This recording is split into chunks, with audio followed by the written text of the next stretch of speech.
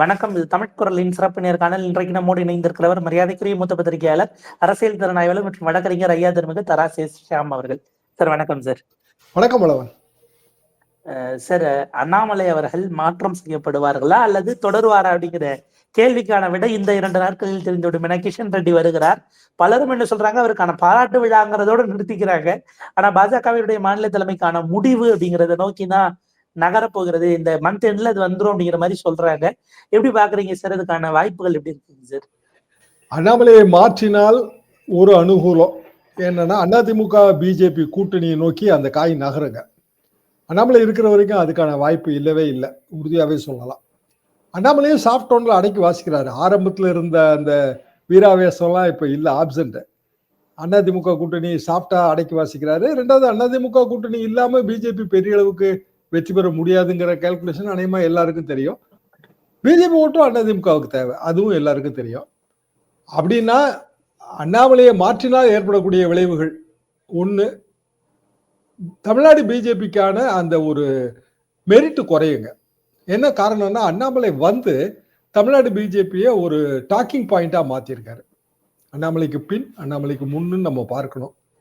கண்டிப்பாக வந்து அந்த ஓட்டு வங்கி உயர்ந்திருக்கிறது. எவ்வளவு உயர்ந்திருக்கு, எவ்வளவு வெற்றி பெற முடியும் அது தெரியாது. ஆனா அண்ணாமலை வந்து அது லாங் டேர்ம் பிளானா தான் ஆரம்பத்துல இருந்து சொல்றாரு. எவ்வளவு நாள் தான் கூட்டணி கட்சி தயவுலே இருக்கிறது, நம்ம தனியான ஓட்டு வங்கியை கிரியேட் பண்ணுவோம், இந்த தேர்தல் இல்லைன்னா அடுத்த தேர்தல். தேசிய கட்சிக்கு என்ன பிரச்சனைனா, அப்படி வெயிட் பண்ண முடியாது. இந்த தேர்தல் இல்லைன்னா அடுத்த தேர்தல்னு வெயிட் பண்ண முடியாது. அண்ணாமலை வெயிட் பண்ணுவாரு. தேசிய கட்சிக்கு மாநில தலைவர் பதவி நிரந்தரம் கிடையாது, டென்யூர் பேஸ்டு. இப்படி இதுல பிராக்டிகலா பல சிக்கல் இருக்கு. அப்ப அண்ணாமலையை மாற்றினால் 2026 மிஞ்சி போனா இன்னொரு 10 மாசம் 12 மாசம் இருக்கு. இது இப்பவே தேர்தல் ஜுரம் வந்த மாதிரி தான் தெரியுது. தமிழ்நாடு பிஜேபிக்கு அது ஒரு பின்னடைவாக தெரியும். கூட்டணிக்காக வந்து அண்ணாமலையை பலி கொடுத்துட்டாங்க என்கிற ஒரு பிரச்சாரம் வரும். அண்ணாமலைக்கு பிறகு கட்சிக்குள்ள வந்த இளைஞர்கள் அவங்க கொஞ்சம் வெக்ஸ் ஆவாங்க.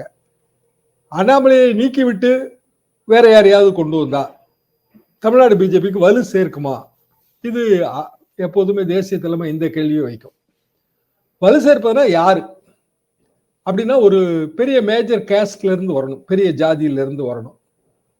தமிழ்நாடு பிஜேபியில நாடார் கம்யூனிட்டியோட ஓட்டு வங்கி அது நிறைய இப்போ உருவாயிருக்கு. தேவர் கம்யூனிட்டி ஓட்டு வங்கி அது உருவாவதை நோக்கி போகுது. திருநெல்வேலி மாவட்டங்கள்ல எல்லாம் பார்த்தீங்கன்னா, அது கொஞ்சம் இந்துத்துவா ஓரியன்ட் தேவர் ஓட்டு வங்கி அதிமுக பக்கம் திரும்பினதுக்கு ஒரு காரணம் நயினார் நாகேந்திரன். அதை நம்ம இல்லைன்னு மறுக்க முடியாது. வானதி சீனிவாசன் பெண் தலைவர், ஆனால் அவர்கள் வந்து தமிழிசையும் ஒரு பெண் தலைவர், அவர் 2 டேர்ம் முடிஞ்சிருக்கு. அப்புறம் வந்து முருகன் ஒரு டேர்ம், அண்ணாமலை ஒரு டேர்ம். தமிழிசைக்கு 5 வருஷம் டேர்ம் அது. எனவே வானதியை கொண்டு வருவாங்களா, அது கொஞ்சம் சந்தேகம் தான் நான் நினைக்கிறேன்.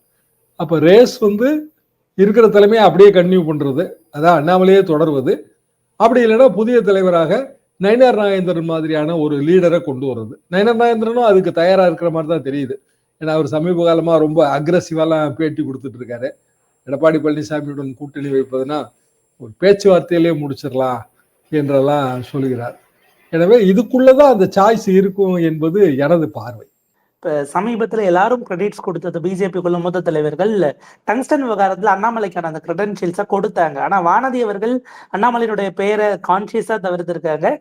நயினார் அவர்கள் அது குறித்து ட்வீட்டே போடல அப்படிங்கிறதையும் நம்ம பார்க்க வேண்டி இருக்கு. ஸோ ஏற்கனவே இந்த 4 கோடி ரூபாய் பிடிபட்டதுல அண்ணாமலை சைட்ல தான் அந்த அதிருப்தி அப்படின்னும் பொழுது அது இன்னும் வளர்ந்துகிட்டு இருக்குன்னு தான் பார்க்கணும். நேற்று கூட நயினார் அண்ணனுக்கு அதுக்கெல்லாம் பவர் இல்லைன்னு அண்ணாமலை சொல்றாரு. அஃப்கோர்ஸ் ரைடு சம்பந்தப்பட்ட விஷயமா இருந்தாலும், ஃபேக்சுவலி கரெக்டா இருந்தாலும் அந்த வார்த்தை எப்படி நம்ம பார்க்க வேண்டியிருக்கு சார்?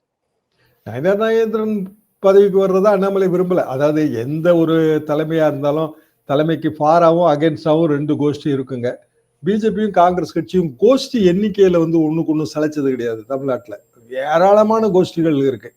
ஆர்எஸ்எஸ்ல இருந்து வந்த கோஷ்டி, அதுக்கு முன்னாடி ஜனசங்கத்துல இருந்து வந்த கோஷ்டி, அப்புறம் ஆர்எஸ்எஸ்ல இல்லாத கோஷ்டி, இப்படி பல கோஷ்டிகள் அங்க இருக்கு.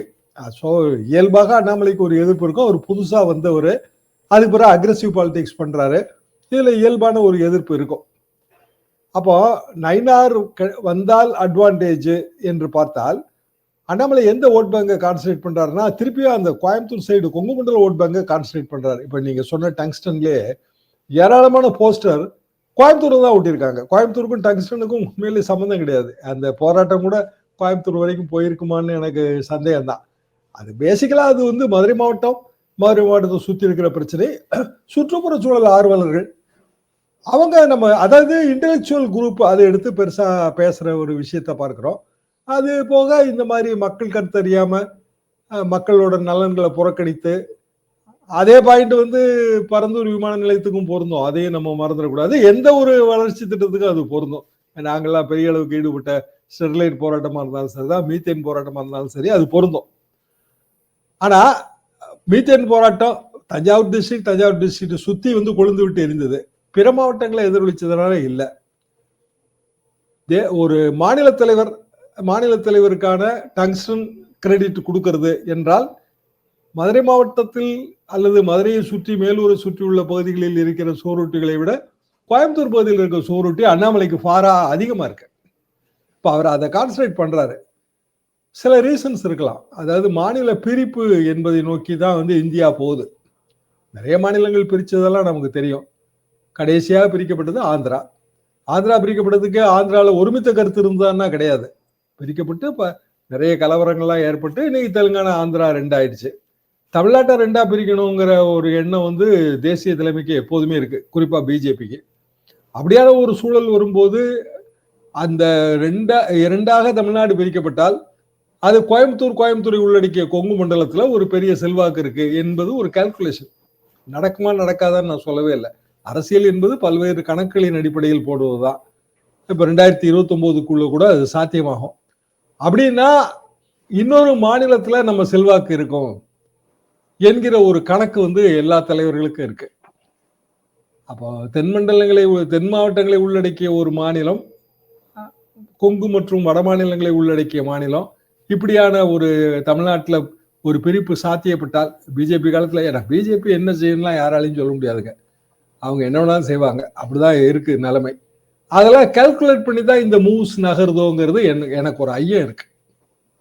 ராமதாஸ் அவர்களை கேட்டா 3ஆ பிரிக்கலான்னு கூட அவர் சொல்லுவாரு. ராமதாஸ் முதல்ல இருந்தே 3ஆ பிரிக்கணும் அந்த காலத்துல இருந்து சொல்றாருங்க. 89 காலகட்டத்தில இருந்தே நாங்கெல்லாம் நெருங்கி பழகும் போதே அவர் அதை வலியுறுத்துவார்.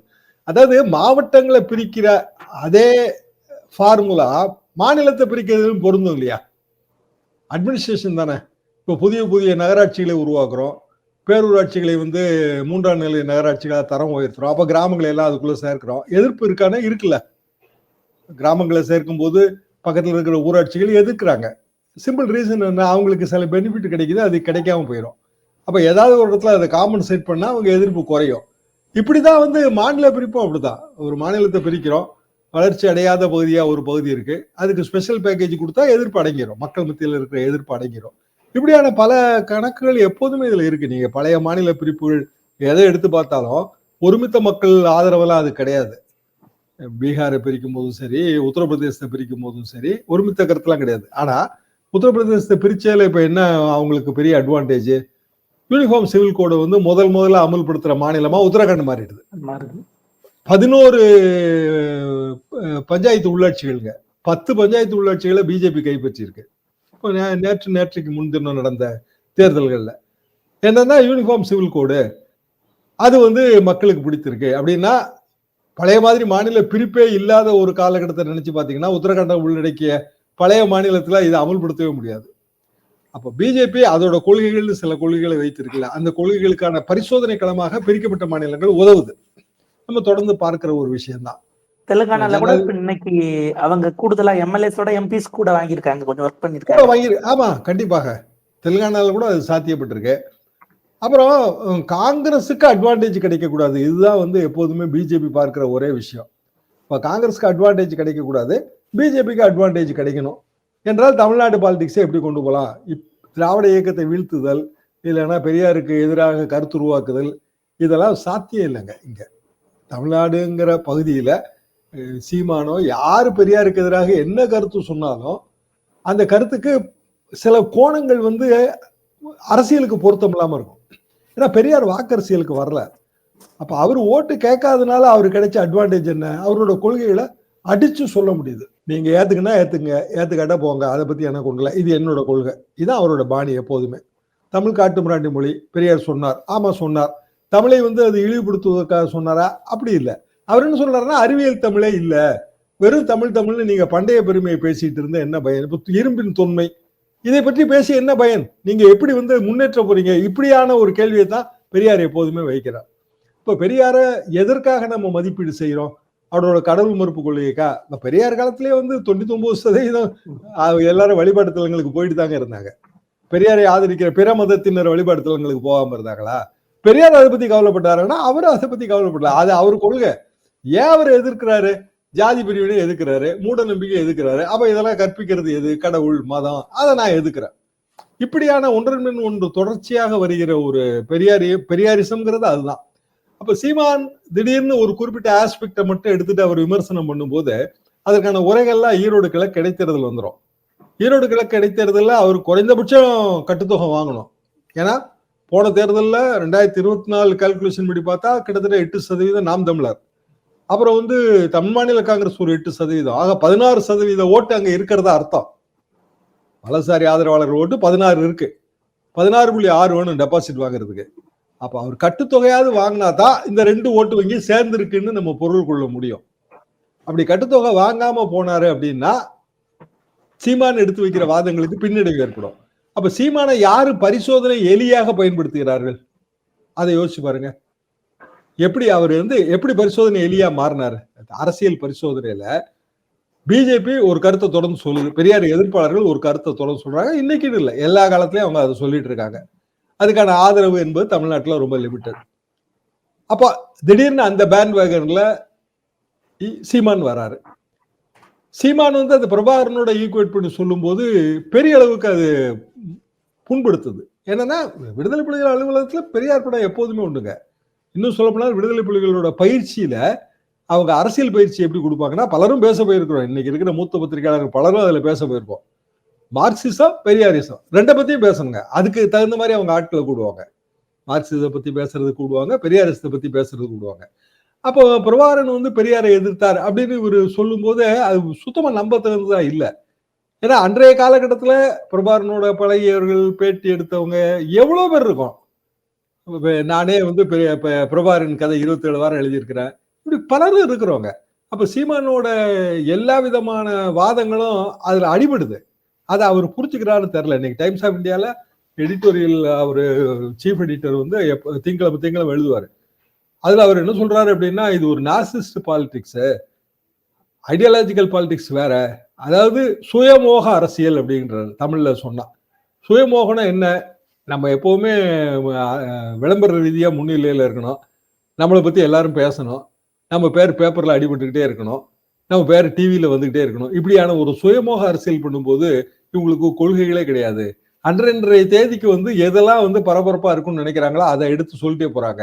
ஆனா அதுல பலியாக போறது யாருன்னா அவங்க தான். சீமானே அவர் குறிப்பிடுறாரு, நேரடியா பேர் சொல்லியே குறிப்பிடுறாரு. இந்த சுயமோக அரசியலுக்கு சீமான் பலியாகிறார். அது உண்மையான நான் யோசிச்சு பார்த்தா எனக்கு ரொம்ப உண்மைன்னு தெரியுது. என்ன காரணம் அப்படின்னா, பொதுவாக மறைந்த தலைவர்கள் முரண்கள் இருக்கும், அவர்களை நம்ம விமர்சனம் செய்யறது கிடையாது. அப்ப காமராஜரோட ஆட்சி விமர்சனம் செய்யறதுலாம் நமக்கு கிடையாது. முரண்கள் இருக்குங்க. முரண் இல்லாம எப்படி இருக்கும்? ராஜாஜி முரண் இல்லாம இருக்காது, அண்ணா முரண் இல்லாம இருக்காது. பெரியார் பல முரண்பட்ட கொள்கைகளை சொன்னார் அப்படின்னா உண்மைதான். முரண்பட்ட கொள்கைகளை யார் சொல்லல? ஆனால் எதுக்கு பெரியாரை மதிக்கிறோம்? அவரோட கான்ட்ரிபியூஷனுக்கு மதிக்கிறோம். அப்ப அது இப்போ பெரியாரை பற்றி பேசுவதனால என்ன? டைம்ஸ் ஆஃப் இந்தியா அது தெளிவாகவும் சொல்லுது. பெரியாரை பற்றி இப்போது பேசுவதால் என்ன நன்மை? பெரியாரை எல்லாரும் தெரிஞ்சுக்கணும்னு படிக்கிறாங்க. உண்மையிலே இன்னொரு தலைமுறைக்கு நம்ம பெரியாரை கொண்டு போய் சேர்க்கிறோம். அப்போ ஏன் இந்த சுயமோக அரசியல்? பெரிய விமர்சனம் கட்டுறாது. ஆனால் நான் எப்படி பார்த்தேன் அப்படின்னா, சீமானுக்கு இது தெரியாம இருக்க வழி இல்லை. என்ன காரணம்னா, அவர் திராவிட அரசியல் தான் வந்திருக்காரு. அப்ப ஏன் இந்த அரசியலை அவர் முன்னெடுக்கிறார்? ஒண்ணு அந்த சுயமோக அரசியல், ரெண்டாவது அவரே ஒரு பரிசோதனை எலியாக பயன்படுகிறார். பாரதிய ஜனதாவின் குஜராத் இந்துத்துவ லேபரேட்டரிங்க, உத்தரகாண்ட் இந்துத்துவ லேபரேட்டரி. அதே மாதிரி சீமான் தமிழ்நாட்டில் இந்துத்துவ லேபரேட்டரியாக பயன்படுகிறாரா? இப்படியான பல கேள்விகள் வருது. அப்படி பயன்படுத்துவதற்கு அவர் பயன்படுறாருன்னா பாரதிய ஜனதாவின் மாநில தலைமை ஏதாவது ஒரு வகையில அதுக்கு தூண்டுகோலா இருக்கணும்ல. திரு அண்ணாமலை அவர்களோ, இல்ல வானதி அவர்களோ, இல்லைன்னா நயினார் நாகேந்திரன் அவர்களோ, நம்ம பேசுற எல்லாரும் தமிழிசை அவர்களோ. ஆனா அவங்க அவங்களோட பழைய பெரியார் ஆன்டி பெரியார் மேட்டரை மட்டும்தான் அவங்க பேசுறாங்க. பிரபாகரன் பெரியார் ஈக்குவேஷனுக்கு பிஜேபி ஒரு நாள் வராது, அதுக்கு வாய்ப்பு இல்லை.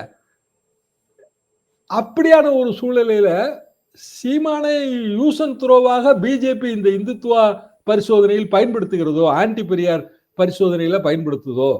இப்ப ஆன்டி பெரியார் ஈரோடு ஒரு உரைகளம், ஈரோட்ல வந்து டெபாசிட் வாங்க முடியாதுன்னு தான் நான் நினைக்கிறேங்க. 10% டபுள் டிஜிட்டே வந்து நாம் தமிழர் கிராஸ் பண்ணுமாங்கிறது சந்தேகம். திமுக வெர்சஸ் நாம் தமிழர் இருமுனை போட்டி வெர்ச்சுவலா, இப்ப அதுவே வந்து 10% தான் வருது அப்படின்னா சீமான் அடிபடுவாரு. ஆனா பிஜேபி அடிபடாதுல்ல, அவங்க ஏற்கனவே இருக்கிற அந்த பழைய அவங்களோட பாலிசிஸ் என்னவோ அது சொல்லிட்டே இருப்பாங்க, அவ்வளவுதான். அப்போ இதுல வந்து தெரிந்தோ தெரியாமலோ வந்து தமிழ்நாட்டுல வளர்ந்து வந்த ஒரு தலைவர் பலியிடப்படுகிறார் அப்படின்னு நான் பாருங்க. ஒரு விரிவான உரையாடல் உங்க நீண்ட பத்திரிகைகள் இருந்து பகிர்ந்துகிட்டீங்க. உங்க நேரத்துக்கும் கருத்துக்களுக்கும் மிக்க நன்றி சார்.